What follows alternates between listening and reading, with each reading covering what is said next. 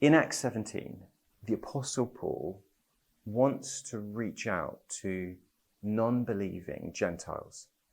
And these are people for whom their source of information about what's spiritual and what's worth living for is not the Hebrew law and prophets, not the Old Testament.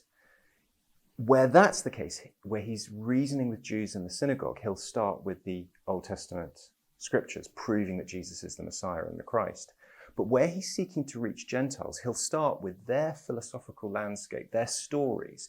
He'll start with the Greek gods. He'll start with Aratus or Epimenides or the altar to the unknown God. And that's what's happening in Acts 17, where he reaches out into culture. I think we see Jesus doing the same sort of thing, where he asks questions that take him into the world of the listener, or tells parables to invite them into the world of the kingdom.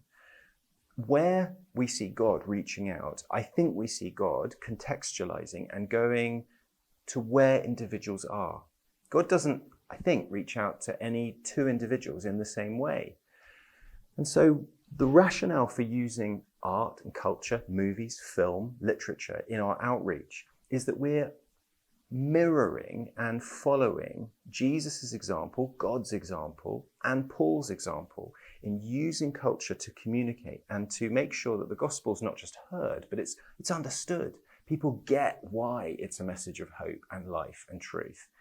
And they're not, in the same way, likely to mishear it then. It sort of helps to alleviate that problem of them thinking they've heard it and thinking they understand it.